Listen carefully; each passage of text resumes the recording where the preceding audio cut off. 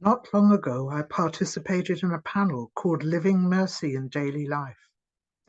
As I sat uncomfortably on a stool next to a parish priest, a Franciscan sister, and a married couple, it occurred to me that I was the only person in the row who was not living the vocation I felt called to. I was the only one whose state of life lacked free assent and enduring permanency, the essential marks of a vocation. I was glad to be included on the panel, but also a bit perplexed.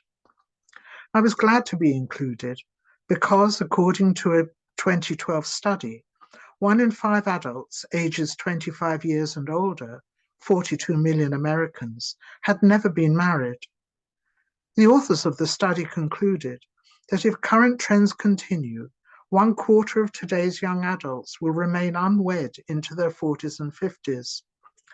The causes for the rise in singleness are complex, but suffice it to say, it is a growing reality that needs to be honestly represented in all its pain and possibility. On the other hand, I was uncomfortable with the underlying assumption that being single, particularly being single by default, is a vocation in the same way as marriage, the priesthood, or consecrated life. After all, I was the only one on the panel actively trying to exit my present state of life. Being single touches my daily life in more ways more mundane, more painful, and more beautiful than stereotypes of single people, particularly single women, might suggest. In a culture that oscillates between the unqualified celebration of single life and despairing laments of it, it is tempting to try a cost-benefit analysis or a pros-cons list. Cons. I go to bed alone every night and wake up alone every morning. There is no one to share household tasks with or to do the grocery shopping. I wait for the plumber and do all the yard work. If the toilet is going to get cleaned, I am the one who will clean it.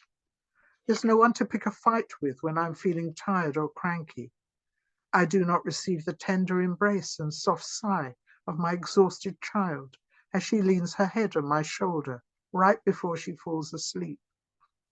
Sometimes I realize I have gone several days without the physical touch of another person. Pros. I do not have to listen to anyone snore. I get the whole bed to myself, and I can sleep until 10 a.m. on Saturday morning. There's no one who does things I find annoying, unacceptable, or disgusting. The toilet is always clean. No one's going to pick a fight with me when they are tired or cranky. I never have to shepherd a child through a buffet line, which is a lot harder than it sounds.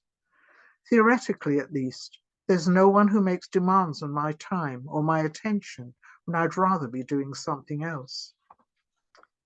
There are many problems with this kind of analysis, not the least of which is the assumption that being single, that any vocation, is fundamentally about me, about my preferences, about weighing benefits and losses.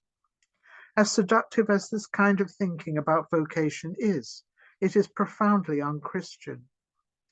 At its core, a Christian understanding of vocation tells us that it purges us of our selfish desires. Christian vocation exists in the gift of existence, the gift of baptism, the gift of marriage, ordained or consecrated life, the gift of particular charisms for the work in the apostolate. Christian vocation is fundamentally not personal achievement or a project of self-fulfillment. As a child who imagined I would have 1 million children, I never thought I would feel the bitter sadness I sometimes do when friends discuss the anxieties and frustrations, the absurdities and joys of being a parent. I never imagined that some people would try to figure out how my singleness was my own fault, rather than a sign of the vicissitudes of life to which we are all vulnerable. Here I am in my mid-30s, trying, like a growing number of people, to live somewhere between stability and uncertainty. A vocation, in other words, is a gift and a call from God to die to oneself and become a gift to another. This means my own vocation is not about me at all. I still desire to marry. Things do not always work out the way we expect. Life is precarious. We are thrown into situations over which we have no control. Married couples experience infertility. The person one falls in love with may not return that love. A religious order may ask a member to leave. We are all vulnerable. Yet we are called to holiness precisely in the circumstances of reality as it is, not as we would like it to be. But I did not discern a call to single life. In fact, I am deeply skeptical that unconsecrated single life is a vocation at all, any more than infertility is a vocation, or chronic illness is a vocation. I suspect our inclination to call the unvowed single life a vocation comes from anxiety about putting people into categories, about making the suffering and scandal of our unfulfilled desires a bit safer, about comforting ourselves with the idea that God will always act according to our will, which means that perhaps my single life, like so many others, is not a vocation. Yet I am also called to holiness today, now, here, not at some vague time in the future when I may get married. I feel this tension every day. Being single is not easy, and there are days when it feels like God has forgotten me. But being Christian doesn't come with any guarantees or promises that we will be spared suffering. Christ's experience of abandonment in the Garden of Gethsemane, his pleading prayer to the Father, becomes our pleading. I take up the words of Jesus. Father, if you are willing, take this cup away from me.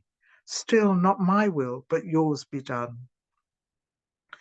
Being unwillingly single requires particular agility.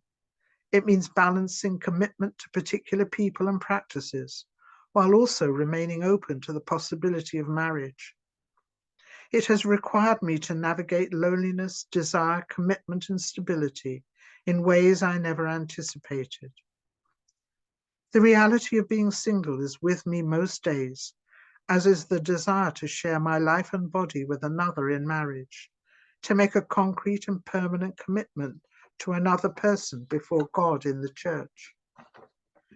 Realistically, I understand that I may never marry, that despite my desire for the beautiful mess of marriage and family life, I may remain single. Yet I am called to holiness today. I was called to holiness on the day of my baptism as a Christian incorporated into the reality of divine love. I am called to remain wildly and uncomfortably open to possibilities, to saying, still, not my will, but yours, to God, to my neighbor, to the church, and in ways I never imagined. Sometimes I say these words with tears streaming down my face, at other times with self-pitying anger knotted in my stomach. Sometimes I say them with resignation, at other times with no particular emotion at all. But at other times when I say these words, joy pierces the sadness, assumes it in a way, and I pray these words as though I really believe them. God's will be done, because divine love penetrates even the wounds of life's tragedies and disappointments, transforming them from bitterness to joy, from self-pity to self-sacrifice. In the Eucharist, we encounter the kind of extravagant squandering of love to which we are all called. In his unreserved yes to the Father, Christ destroys death and transforms it into life.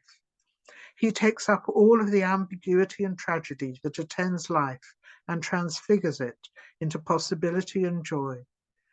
In the brackets of Eucharistic love, being single is not just an empty holding pattern or a negative space waiting to be filled.